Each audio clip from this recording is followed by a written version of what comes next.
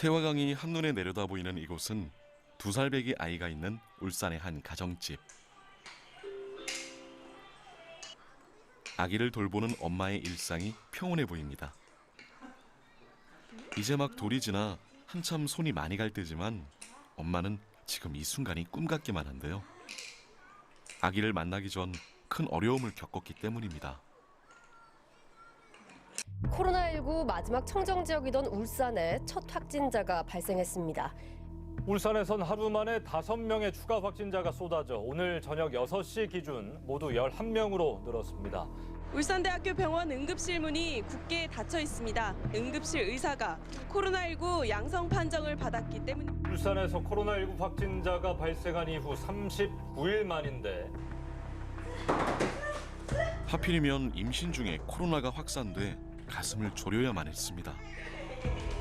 저 아이가 지금은 건강해 보이지만 되게 힘들게 가진 아이거든요. 그래서 대구까지 특수치료 때문에 왕복하면서 치료를 받고 있었는데 어느 날 태동이 느껴지지 않아서 너무 불안해서 급히 근처 산부인과를 찾았더니 코로나가 너무 심해서 그 병원 입구에서부터 받아주질 않는 거예요. 그리고 어느 곳에 가도 받아주지 않았어요. 집단 감염 지역에 방문했다는 이유만으로 하마터면 엄마는 소중한 아기를 지키지 못할 뻔했습니다.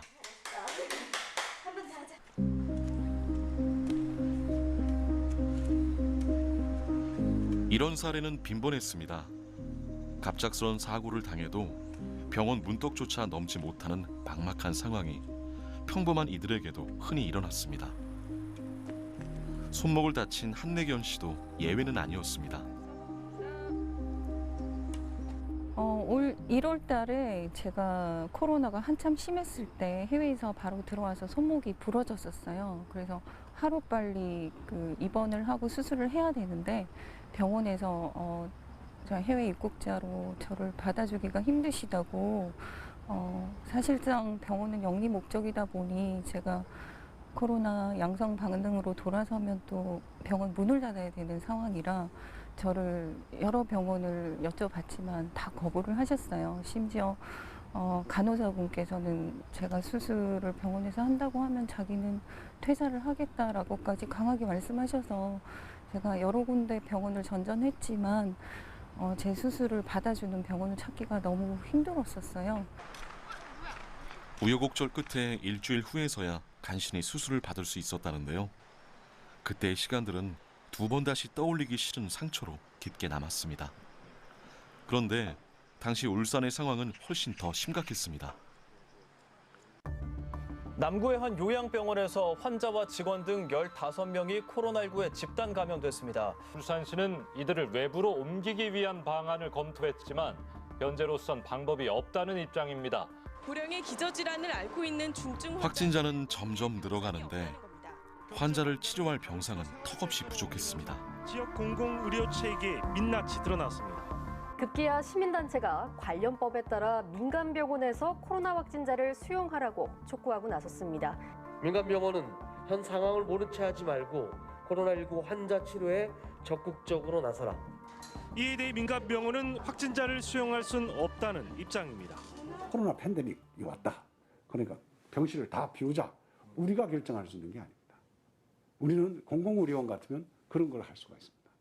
그래서 공공의료원 없는 게 뼈가 아프다고. 만약 감염병 재난 위기 시 어떠한 경우에라도 시민을 책임지는 공공의료원이 있었다면 상황은 달라졌을까요? 적어도 받아주는 병원이 없어 속수무책으로 방황하는 일은 면했을지 모릅니다. 그렇다면 같은 시기에 공공의료원이 있었던 한 도시를 찾아가 봅니다.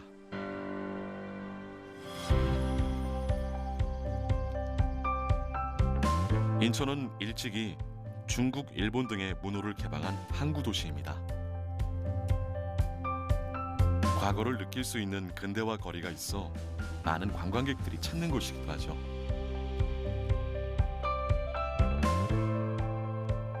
인천엔 울산 인구의 3배에 이르는 약 300만 명의 인구가 살고 있는데요. 그 한켠에 인천의료원이 자리하고 있습니다.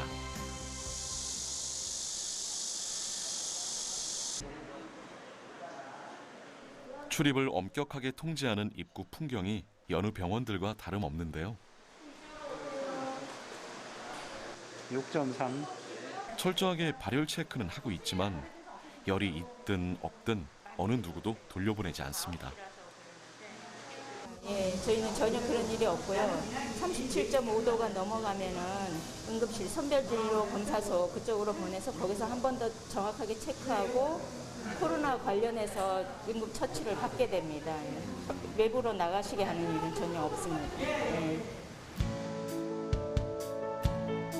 지역 거점 공공병원인 인천의료원은 코로나 의심 환자를 대응하는 자체 매뉴얼이 마련돼 있습니다. 발열 의심 환자는 병원 내에 위치한 응급진료센터를 찾아 도움을 청하는데요.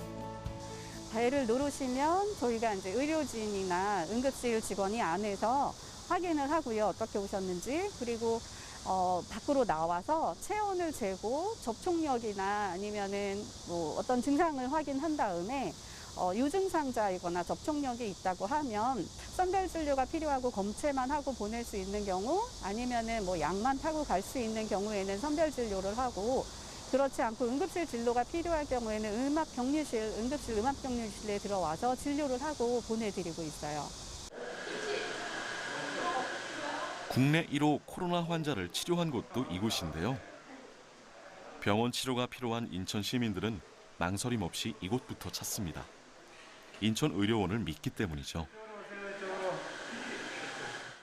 과거에 신종플루가 2000년대 그 전에 유행할 적에 국립서울대병원조차도 신종플루 환자를 안 보겠다고 선언을 했었습니다. 왜 그러냐 하면 두 가지 이유인데 신종플루 환자가 왔을 때 만일 확산이 되면 다른 환자에 대한 진료를 못하는 부분, 또 하나는 그 환자가 왔을 때 경영의 손실 부분을 걱정을 하게 될 수밖에 없는 거죠.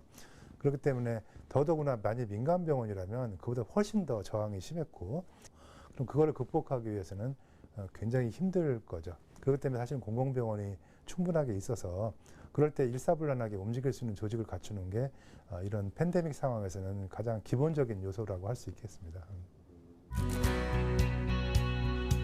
공공의료원은 어떠한 환자도 마다하지 않습니다. 또한 부담스러운 상황도 피하지 않습니다. 그것이 바로 공공보건의료의 목적이자 목표이기 때문입니다. 네, 지금 인천의료원에는 총 117명 환자분이 입원해 계시고요. 지금 여기 국가격리병상에는 7분 환자분이 계시고 중환자실에도 8분 지금 입원해 계세요. 그래서 하이플로우라고 그 고유량 산소 치료하시는 분이 지금 총 13분 계십니다. 긴급 감염병 환자는 일반 환자를 치료하는 것과는 현저히 다릅니다. 신종 전염병은 치료할 뚜렷한 약이 없습니다. 그래서 새로 나온 치료법이나 데이터는 빠르게 공유하고 환자들을 예의주시하며 수시로 회의합니다. 진행하고 있네요. 이분 지금 덱사도 다 쓰고 있죠. 네. 기존에 있었던 것이 아닌 새로운 길을 만들어가는 과정이기 때문에 더 많은 관심과 노력이 필요한데요. 이렇게 하는 건 민간 병원에선 어려운 일입니다. 예를 들자면 저희가 지금 본 120명 환자를 인천에 있는 종합병원급에서 10명씩 이렇게 나눠서 본다고 생각을 해보십시오. 그 10명이 병실 10개만 차지하는 게 아니고요. 그 환자를 위한 격리 공간, 그다음에 그 병동은 다 비워야 되거든요. 그 병동뿐만 아니라 그분들이 다니는 엘리베이터라든지 동선을 다 비워야 됩니다. 그다음에 거기에 들어가는 의료 인력은 2~3배, 물자도 2~3배. 그렇기 때문에 10명 공간만 각각 병원에서 할애하면 해결될 문제가 아니라 민간 병원의 상당 부분의 그 원래 해야 되는 그 지역사회 의료 그 부담을 훨씬 더 떠안아야 되는 거죠. 감염병 전담 병원이 있다는 건 단지 감염병 환자만을 위한 것이 아닙니다.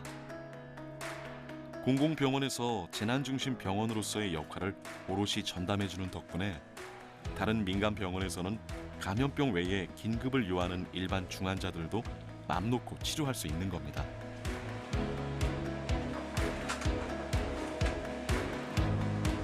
현재 인천의료원은 정신과 병동과 호스피스 병동을 제외하곤 전부 코로나 병상으로 전환했습니다.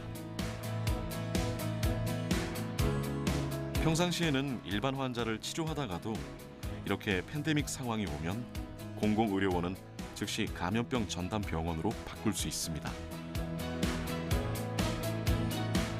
민간 병원이 혹시나 코로나 환자 때문에 일반 중환자들의 생명을 놓치는 위급한 상황을 막아주는 완충 역할을 하는 것입니다. 과거에 그 3차 대유행 당시에 중환자 병실이 부족해서 대학병원한테 1%씩 병상 내놓으라고 명령을 내린 적이 있었잖아요. 그 명령 내리기까지 거의 1년이 걸린 거거든요. 그만큼 민간은 기본 설립 목적 자체가 이런 공중보건의 위기에 대응하기 위한 목적이 아니기 때문에 그거를 이런 식으로 활용하기에는 굉장히 많은 문제가 생기죠. 그렇지만 공공병원은 이 자체가 사실 우리의 큰 일 중에 하나이기 때문에 평소에도 거의 준비가 돼 있고 그런 일이 있을 때마다 해왔던 경험도 있고 또 직원들도 그렇게 하는 것을 당연하다 생각하는 마인드가 있기 때문에 바로바로 투입이 될 수가 있고 그러니까 초기 단계엔 특히 굉장히 중요한 역할을 할 수밖에 없는 그런 상황인 겁니다. 공공의료원이 없어 타 도시로 환자를 보내야 했던 울산. 반면 든든한 버팀목이 돼준 이곳의 행보는 코로나 시대의 공공의료의 가치를 더욱 절실히 깨닫게 해줍니다.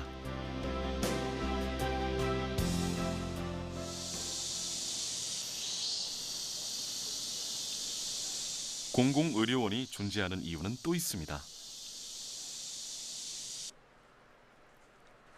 점심 식사를 준비하는 신종순 씨. 혼자 사는 살림이다 보니 식사 준비는 단촐합니다. 그런데 어째 거동이 편치 않아 보입니다. 화물차 기사였던 종순 씨는 평소 술, 담배를 즐겼는데요. 건강을 돌보지 않은 탓이었을까요? 1년 전 대장암 선고를 받았습니다.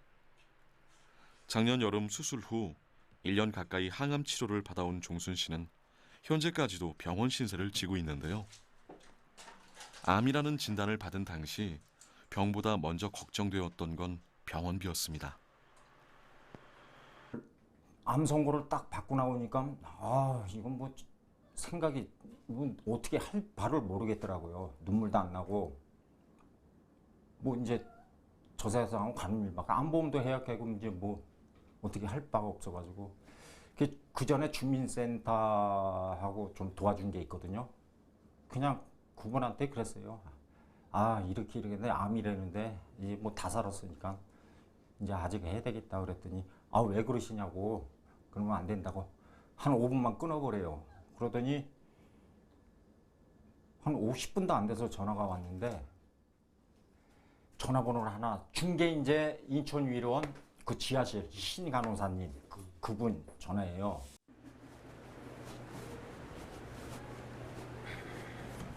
절망스러웠던 당시 문을 두드렸던 그 병원을 다시 찾았습니다. 그동안 어떻게 지내셨어요? 덕분에 잘 지내고 있죠. 네, 많이 좋아지셨네요. 많이 좋아졌죠. 네네.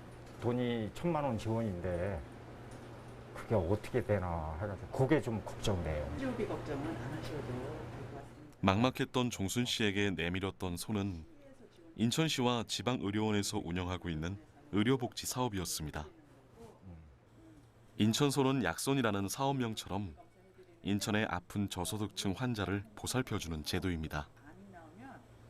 이거는 암 환자들은 나라 건강보험공단에서도 5% 산정 특례가 적용되기 때문에 비용이 크게 발생되지는 않아요. 그래서 1인당 한 5년 동안 쓸 수 있는 금액 1,000만 원이면 충분히 지원이 된다고 생각합니다. 안녕하세요. 적어도 돈이 없어서 치료를 못 받는 일이 없도록 지자체와 지자체가 설립한 의료원에서 시민들의 건강을 책임진다는 겁니다. 딱 1년 돼요. 1년 됐잖아요. 다음 달이면. 그러니까 이대로 관리만 잘 하면 돼요. 너무 좋아졌다는데요. 그리고 그냥 좋아진 게 아니라 놀라는 사람분들도 많고 제 자신도 많이 그걸 깨달아요. 그거를.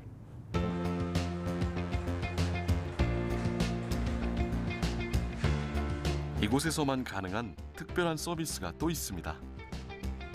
인천의료원에서는 수어 통역이 가능한 행정 직원을 뽑아 청각 장애인들을 돕고 있는데요. 전국에 있는 지방 의료원 중 유일하다고 합니다.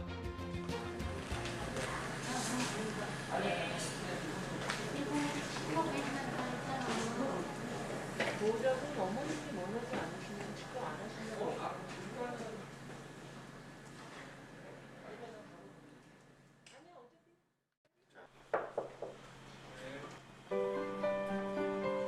수어 통역 서비스가 시행된 이후로 한 달에 30-40명의 장애인들이 인천 의료원을 찾는다는데요. 의료 사각지대로 몰리기 쉬운 사회적 약자층에게 편리한 의료 서비스를 제공하는 것 또한 공공의료의 임무입니다.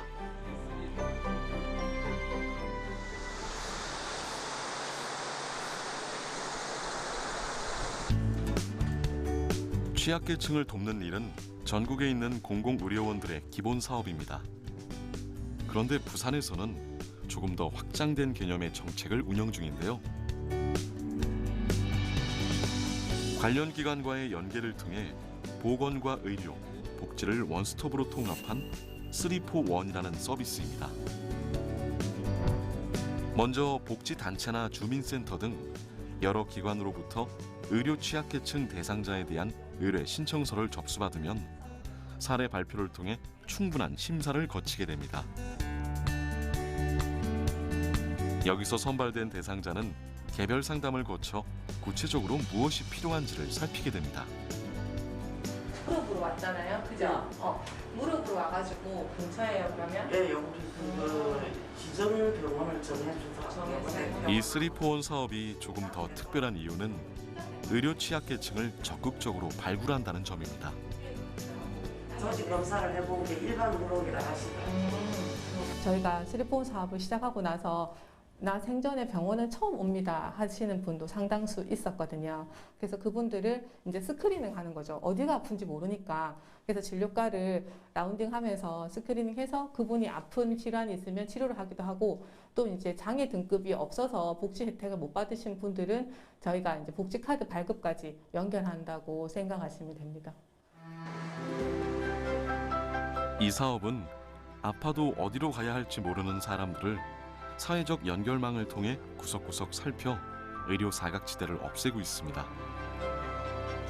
3-4-1 사업을 통해 선발된 대상자는 치료가 끝난 후에도 처한 상황에 따른 맞춤형 복지 혜택들이 제공되는데요. 이제 지방의료원은 환자 치료에만 그치지 않고 지역사회의 복지를 주도적으로 총괄하고 있습니다. 또 집에 귀가할 때 침대가 필요하신 분이 있는데 사실 뭐 바닥에서 생활하기 힘드신 분은 침대를 또 제공하는 기관과 연결하기도 하고, 또 귀가해서 혼자 지내시는 분은 식사거리가 어려울 때는 도시락 지원도 하기도 하고, 또 가정방문 서비스도 하고 해서 그런 게 다 연결되는 촘촘한 연결이라고 생각하시면 좋을 것 같아요. 그런데 공공의료원을 이용할 수 있는 사람은 취약계층만이 아닌 전 국민 모두입니다. 당연히 일반 환자들도 저마다의 이유로 의료원을 이용하는데요. 그렇다면 일반인들에게는 어떤 도움을 주고 있을까요?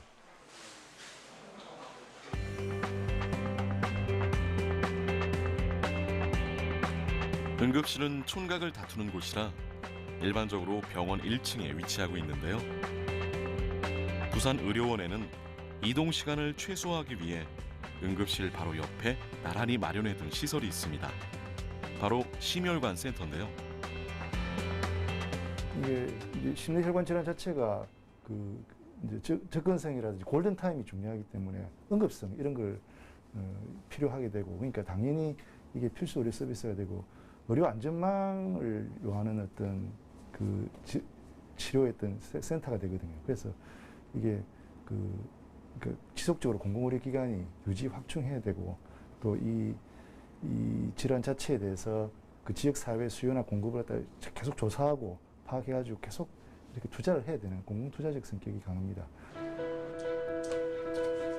부산은 심혈관 질환 사망률이 높은 도시임에도 불구하고 종합병원이나 대학병원들이 서부 지역에만 편중돼 있어 다른 지역 환자들에게는 접근성이 떨어졌습니다.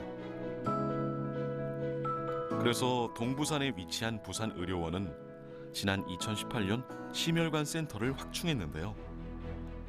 지역 시민들의 생명을 책임지기 위한 공공의료원의 필수 역할이라 볼 수 있습니다.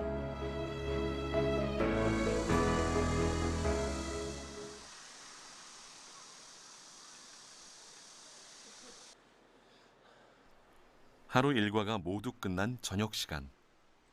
썰물이 빠져나간 듯 북적이던 외래병동에도 평화가 찾아왔습니다.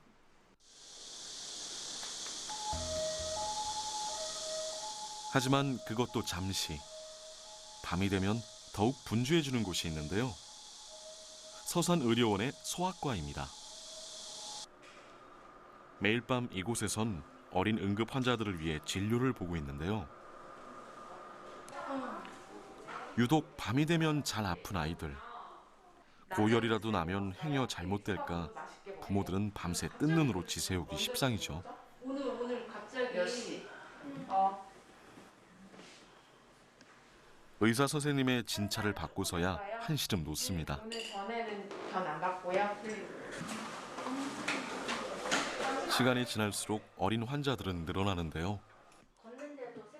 올해 2월에 운영을 시작한 서산의료원 영유아 야간진료센터는 소아청소년 전문의 3명이 365일 쉬는 날 없이 지역 아이들의 밤을 책임지고 있습니다. 하루 평균 10명 이상의 아이들이 이용을 하고 있는데요. 그다음에 새벽 5시까지는 저희가 항상 있기 때문에 언제든지 숨이 차거나 배가 아프거나 머리가 너무 아프면 언제든지 오시면 됩니다. 네. 사실 코로나 이 상황에 접해서 보면은 이 소아과나 또 이비인후과 같은 어린이들 보는 진료 시스템이 많이 무너졌습니다. 특히 이제 야간에는 더욱더 심한데 어린아이들이 배가 고파도 이 부모들 마음이 얼마나 아픈데 하물며 병이 나서 아프면은 그리고 또 밤에 갈 데가 없다고 생각해 보십시오. 그러면은 그것을 누가 돌봐줘야 되겠습니까?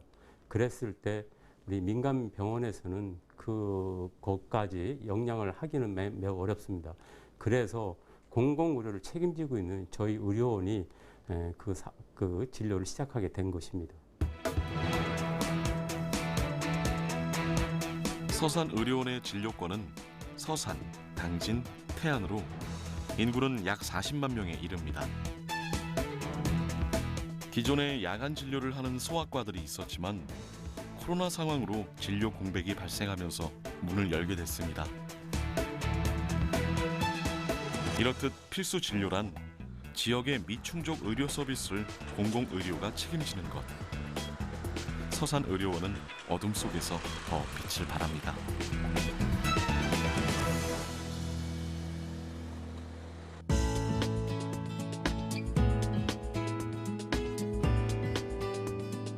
이곳은 수많은 관광객들이 즐겨 찾는 제주도. 인구 18만의 서귀포시입니다. 우리가 찾은 곳은 도심 한가운데 자리 잡은 서귀포 의료원인데요. 이곳에서 유독 붐비는 진료과가 있습니다.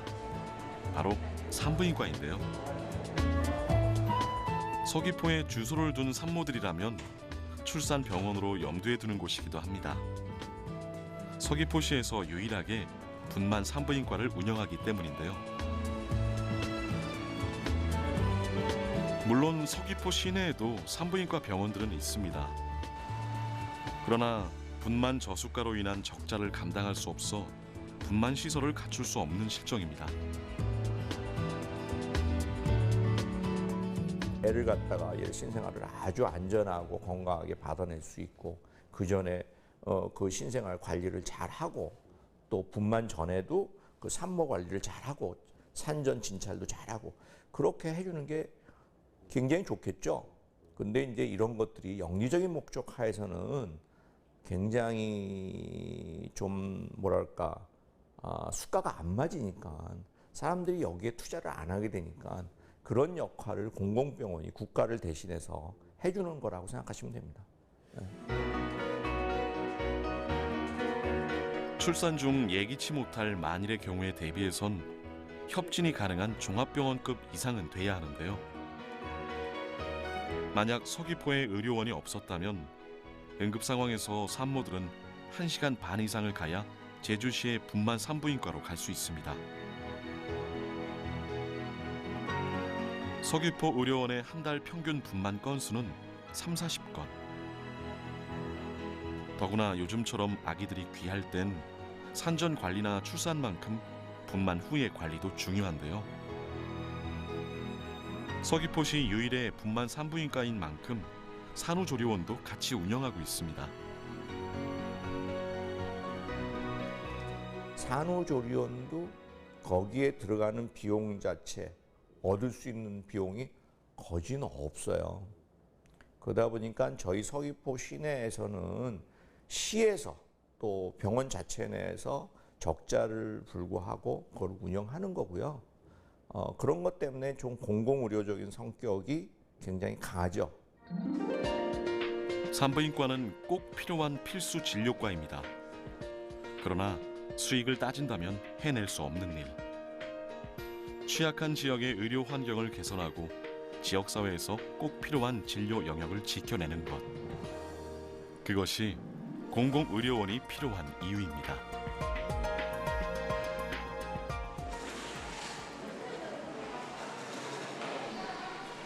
필수 진료처럼 공공의료원이 주는 긍정적인 측면은 또 있습니다.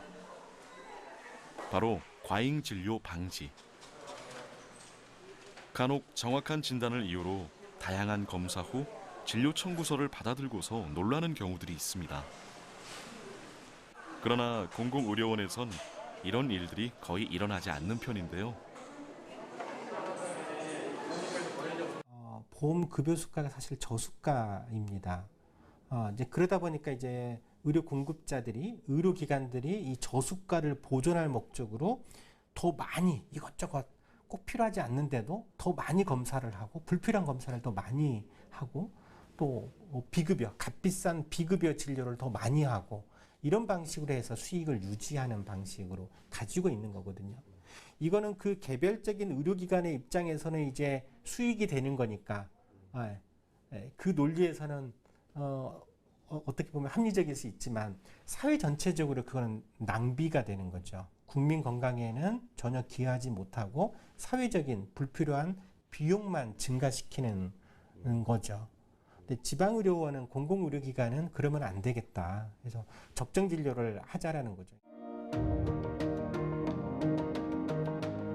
일반인들에게는 필수 진료와 적정 진료를, 취약계층에게는 무상 지원을 해주는 모두의 병원인 공공의료원.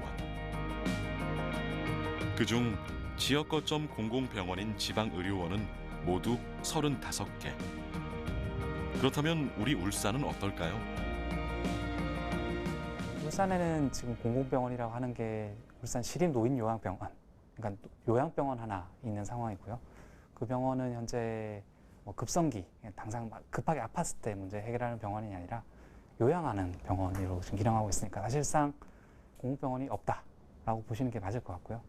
지금 울산에서 짓고자 하는 울산의료원 같은 경우에도 이제 의료원의 형태죠. 지방의료원 형태. 지방의료원도 이제 전국적으로 봤을 때는 여전히 모자란 상태입니다. 더더욱 시도로 봤을 때 울산뿐만 아니라 뭐 광주라든지 대전이라든지 이런 데에도 의료원은 사실 없어서 전체적으로 공공의료원, 공공병원을 확충을 더 해야 되는 필요성이 있는 상황입니다. 지금은.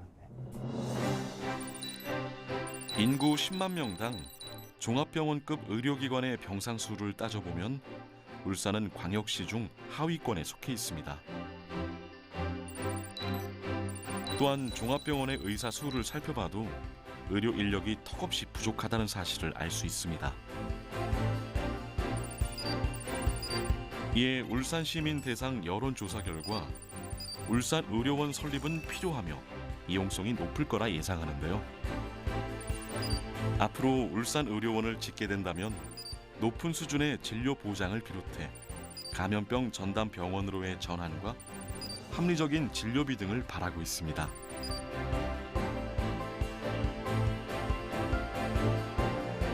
그렇다면 현재 울산 의료원 설립은 어디까지 진행되고 있을까요? 일단은 이제 울산시에서 울산의료원 설립을 하겠다고 일단은 입장을 정리를 하고 발표를 했고요. 그러고 나서 이제 4월 달에 범시민 추진위원회가 만들어졌거든요. 그래서 이제 5월부터는 20만 명 서명을 운동을 시작을 했어요. 그 서명은 이제 예타 면제를 정부에다가 요청하기 위한 서명이거든요. 그래서 그 지금 서명도 거의 20만 명이 다 되어 가고요. 그리고 또 한편으로는 그 설립 계획안을 만들어야 되거든요. 그러니까 울산의료원을 어떤 규모로 어디에다가 어떻게 짓겠다라고 하는 그런 계획안을 만들어야 되는데 그 작업들을 또 동시에 같이 해오고 있거든요. 그래서 그게 이제 그 계획안을 다 만들어서 10월 정도에 복지부에다가 제출을 하고 다시 11월경에 기획재정부에다가 이제 제출을 할 겁니다. 하면서 예타 면제를 요청을 할 생각입니다.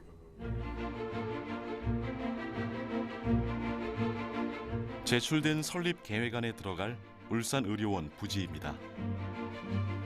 현재 예정된 위치는 북구 창평동 일원으로 북부 소방서 인근인데요. 계획대로라면 2027년 안에 완공 예정입니다. 네, 저희들이 조금 바라는 바는 500병상 규모 정도가 되어야지 울산의 여러 가지 열악한 이제 의료 환경들을 개선할 수 있다고 생각을 하거든요. 과는 최소 이렇게 20개 이상이 되어야 되거든요. 그리고 이제 의사들의 규모도 한 70명 최소 70명에서 80명 정도 해서 전체 이제 의료 인력을 치면은 한 1000명 가까이는 됩니다. 그 500병상 규모면 울산에서는 동강병원 정도의 규모거든요. 그러면 꽤 큰 규모의 병원입니다. 네. 종합병원급 규모로 운영될 울산의료원. 전국 17개의 시도 중 유일하게 지방의료원이나 국립병원이 없는 울산이기에 울산의료원에 거는 기대가 큽니다. 그런데 울산은 이미 또 다른 공공병원 건립이 확정된 상태인데요. 300병상, 18개의 진료 과목을 갖춘 산재 전문 공공병원입니다. 이 병원과 울산의료원은 어떤 차이가 있을까요? 산재 전문 공공병원은 특수 목적 병원입니다. 그러니까 산재 환자에 있어서의 재활 기능을 주로 담당을 하고 있습니다. 그러니까 현재 지금 세우려고 하는 울산의료원과 다른 점은 재활 중심이라는 거죠. 급성기 기능을 갖고 있지 못하다라는 약점이 있고요. 또 하나 더 말씀드리면 그 감염 문제에 대처를 할 때에도 급성기 이 기능이 약하다 보니까 감염을 제대로 대응하기가 힘듭니다. 산재 전문 공공병원은. 더군다나 산재 전문 공공병원의 관할 부서는 저희 이제 울산시가 아니라 노동부 쪽이기 때문에 사실 솔직히 말씀드리면 시 것이 아닌 거죠. 그러니까 시가 뭔가 필요할 때 그때마다 동원하기는 상당히 약점을 갖고 있는 상황입니다. 코로나 대유행을 겪으며 지역 책임 의료기관인 울산의료원에 대한 관심이 커졌습니다. 그러나 지방의료원에 대해 시민들이 가지고 있는 부정적인 시각도 간과할 수 없는데요. 일반적으로 공공병원 하면 조금 수준 낮은 병원, 좀 돈 없는 사람들이 가는 병원이라는 좀 이미지가 과거에는 좀 강했거든요. 그래서 그런 거에 대한 조금 부정적인 게 좀 있고요. 또 하나는 이제 적자 부분, 아무래도 이제 그 이윤 추구를 덜하는 병원이다 보니까 적자가 좀 날 수밖에 없는데, 그러면 그거를 이제 우리의 세금으로 이제 또 이게 다 감당을 해야 되니까 그런 경영에 대한 좀 부담, 이런 것들이 공공병원에 대한 좀 부정적인 생각이 아닌가 싶습니다. 기대와 걱정을 동시에 안고 있는 울산의료원. 우리보다 먼저 그 길을 가고 있는 한 의료원을 찾았습니다. 서울과 맞닿아 있는 경기도 성남시. 분당 신도시 개발로 인구가 급격히 늘어 현재 95만 명이 살고 있는데요. 그중 50여만 명이 사는 분당 지역에는 이미 3개의 종합병원이 들어서 있습니다. 그러나 원도 시민 수정구와 중원구에는 종합병원이 없어 시민들이 불편을 겪어왔는데요. 이에 범시민추진위원회에 의해 시립의료원 설립운동이 시작되었고 마침내 지난 2020년 성남시 의료원이 문을 열었습니다.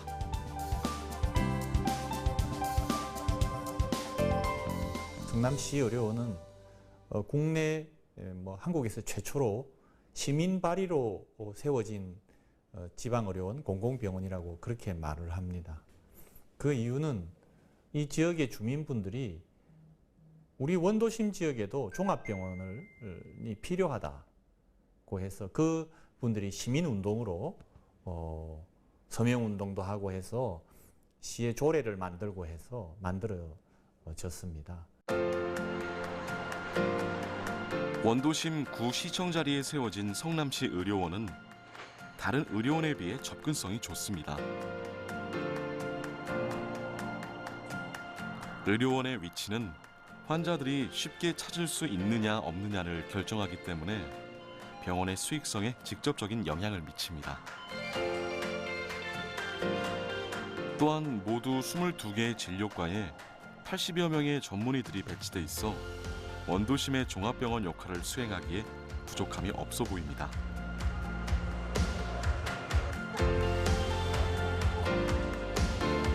(600여) 명의 의료진과 500여 개가 넘는 병상수는 앞으로 세워질 울산의료원의 규모와 비슷한데요.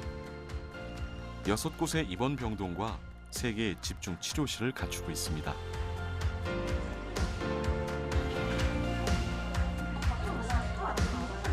행정직 포함 1000여 명에 이르는 엄청난 인력 풀과 신축 병원인 만큼 눈에 띄는 시설을 자랑하지만 이와 함께 꼬리표처럼 늘 붙어 다니는 고민이 있는데요. 이런 큰 병원은 인건비나 이런 유지 비용이 엄청나게 많이 들거든요. 근데 시민들이 찾아주지 않는 병원이 되어버렸다. 그러면 그 비용이 계속 시민 돈으로 유지하는 비용이 들어가게 됩니다. 그게 한두 해는 견디지만 만성적으로 되면 저게 꼭 있어야 되나? 그런 이제 논란이 일어나게 되죠. 그래서 성남시 의료원이 택한 전략은 선택과 집중. 응급의료센터에서 수익성 개선을 위한 활로를 찾고자 했습니다. 이게 응급의료를 제대로 해보자. 그 소위 그 분당 서울대병원이나 차병원보다 더 잘하면 될 거 아닙니까? 그 분야에서는. 그게 저희의 전략이죠.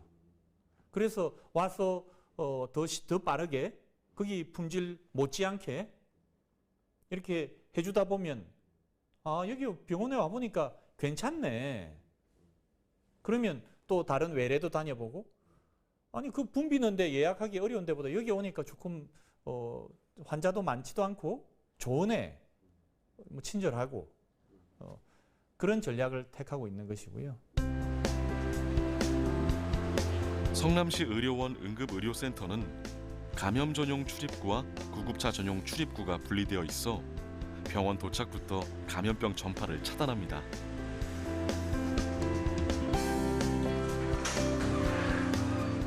성남시 의료원은 상급 병원에 뒤지지 않는 시스템을 갖추고 있습니다.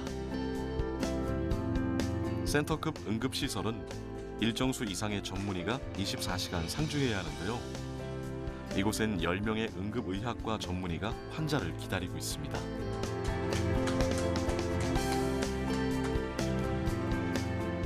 외과계 중환자실 역시 성남시 의료원의 또 다른 전략. 경기도 내 의료원 중 유일한 시설이자 일반 대형 병원에도 찾아보기 힘든 시설인데요. 수준 높은 의료 서비스만이 병원을 찾게 만든다는 생각 때문입니다. 대학병원급에서나 갖출 흉부 외과를 유치한 것도 같은 이유에서입니다. 현재 외과계 중환자실은 20년 이상 베테랑 전문의 10명이 24시간 대기하고 있습니다. 저희들이 지금 이런 공공의료원으로서 어떤 다른 병원에서 경기도권에서 다른 병원에서 제공할 수 없는 이런 중환자 치료라든지 아니면 고위험군 치료를 제공하면서 환자들을 케어하는 것들이 어떤 그런 그 공공의료에 나갈 바에 대한 지표가 될 수 있었으면 좋겠다고 생각하고 있습니다. 그러나 이러한 노력에도 불구하고 발목을 잡는 것은 수익성. 아무리 공익성을 강조하는 의료원이라 해도 늘어가는 적자는 조직 구성원들에게 불안 요소로 작용할 수밖에 없습니다. 그렇다 보니 적자에 대한 내부의 논란이 끊이지 않는데요. 공익성이 제일 첫 번째로 가서는 안 됩니다. 모든 병원은 기본적으로 태생적으로 스스로 자립이 돼야 되기 때문에, 왜냐하면 그 병원 자체에는 의사만 있는 게 아니고 여러 직군, 행정직도 있고 그 사람들의 봉급을 모두 세금으로 충당할 수는 없는 거거든요. 그렇기 때문에 자립성이 어느 정도 기반이 돼야 되기 때문에 반드시 첫 번째는 무조건 수익성이고요. 두 번째로는 공익성이 두 번째로 가야 되는 건데, 단지 일반 병원에 비해서 공익성의 중요성이 더 부각돼야 된다는 거고요. 첫째도 둘째도 다 수익성입니다. 고가의 의료 장비들을 갖춰 양질의 의료 서비스를 제공하는 건 환자를 잘 치료하기 위해 꼭 필요합니다. 또한 환자들의 수가 적어 수익이 나지 않지만 공공의료 영역에서 필수 진료과를 유지해야 하는 것도 포기할 수 없습니다. 그렇다면 공익성과 수익성, 이 문제는 어떤 시각으로 바라봐야 할까요? 지방의료원이 존재를 하는 거는 이 지방의료원이 생존을 위해서 존재하는 것이 아니라 지역 주민의 건강을 위해서 존재하기 때문에 지역 주민에게 도움이 되는 거는 돈 수익이 안 되더라도 제공해주고, 이게 이제 소위 착한 적자, 공익적 적자인 거고요. 그래서 그런 비용에 대해서는 사실은 시에서 보존을 해주는 것이 맞는 거고요. 그거는 손실이나 이런 측면으로 봐서는 안 된다라고 생각을 합니다. 반면에 이제 지방의료원이 일부 비효율적으로 운영한다든지 좀 관료화되어 있다든지, 일부에서는 철밥통이라는 표현으로 일을 잘 안 한다든지, 거기에서 발생되는 거는 나쁜 적자입니다. 이건 당연히 해결해 줘야 되는 겁니다. 거기에 대해서는 그런 나쁜 적자에 대해서는 당연히 경영상의 책임을 물어야지 되는 거죠. 결국 공공의료는 시민에게 이익이 되느냐가 기준. 때문에 과잉 진료 금지도 원칙입니다. 이런 저희 의료원은 절대로 과잉 진료를 하지 않습니다. 제가 계속 선생님들한테 우리는 수익이 많이 올려야 됩니다. 진료를 많이 해야 됩니다. 이 말하죠. 그렇지만 절대로 과잉 진료 하시면 안 됩니다. 이것은 단 한 번만 하셔도 우리 병원의 이미지가 다 망가지는 것이다. 그래서 일부 저희 선생님들 중에서 제법 막 좋은 대학병원에 계셨던 분도 있고, 이 선생님들 우리 병원까지 오신 분들도 있습니다. 이분들은 어떻게 비슷한 걸 했는데 어떻게 이렇게 가격이 싸냐고. 그거는 우리가 모든 진료비를 딱 그만큼만 받고 필요한 걸 더 안 하기 때문에 진료비를 낮추지 못합니다. 그거는 경쟁을 못하게 해놨지 않습니까? 가격 경쟁을. 그래서 그런 면으로 한참 5년, 10년 환자들이 경험하고 나면 그 병원 좋은 병원이야. 뭐 믿을 만한 병원이야. 불필요한 거를 권하지도 않고. 해보니까 뭐 나쁘지 않더라. 그런 병원이 되려고 하는 거죠. 시민의 입장에서 생각하고 시민에게 도움을 주며 시민에게 다가가려 하는 철저한 시민 맞춤형 성남시 의료원. 이곳 의료진과 행정 직원들 모두 시민들의 소리에 귀 기울이고 있는데요. 이러한 노력을 뒷받침해주는 조직이 있습니다. 바로 시민위원회입니다. 애초부터 이제 시민을 위한 의료원이었던 거고요. 또 설립된 이후로도 운영의 목적이 결국에는 지역 주민들, 시민들의 건강을 위해서라는 거지 않습니까? 그래서 이후에도 이제 시민위원회라는 형태로 지속적으로 의료원이 이제 시민들과 소통하고 시민들의 의견, 좋은 의견도 좀 받아들이고 그런 역할. 의료원 1주년 영상이 유튜브에 있거든요. 재밌더라고요. 매달 15일마다 열리는 시민위원회 회의가 코로나 때문에 온라인상으로 열렸습니다. 시민단체 10명에 일반인 20명, 시민위원회는 30명으로 구성되어 있습니다. 의료원을 이용할 때 좀 어려움은 없었는지 뭐 이럴 수 있잖아요. 그래서 그런 것에 대한 모니터링과 일반인 20명을 모집하는데 100명 이상이 모일 정도로 그 열기가 높다는데요. 시간을 내서 열성적으로 참여해 주셔서 대단히 감사합니다. 그런 만큼 병원에서도 이 위원회에서 나오는 얘기를 소중히 여기며 병원 정책에 적극 반영합니다. 첫 번째는 무엇보다도 의료원과 지역 시민과의 소통이죠.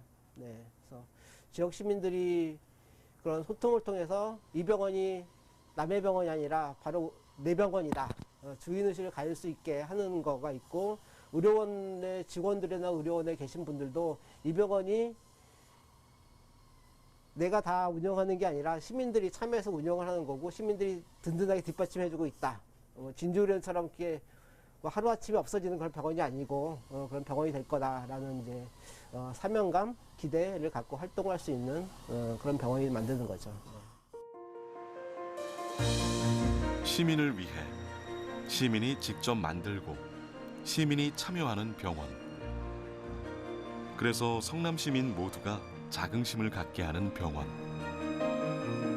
그런 병원을 만들어가기 위해 시민과 의료진은 함께 힘을 모아 개원 1주년의 첫걸음을 걷고 있습니다.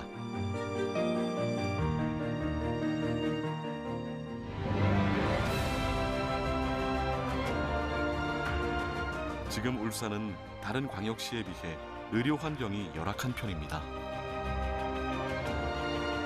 이를 극복하기 위해 민간 병원들은 시설을 중축하고 의료진을 늘리는 등 저마다의 노력을 쏟고 있습니다. 여기에 공공병원인 울산의료원이 힘을 보탠다면 더욱 건강한 울산이 만들어질 겁니다. 앞으로 우리가 만들고 우리가 지켜나가야 할 울산의료원. 이제 그 시작을 준비해야 할 때입니다.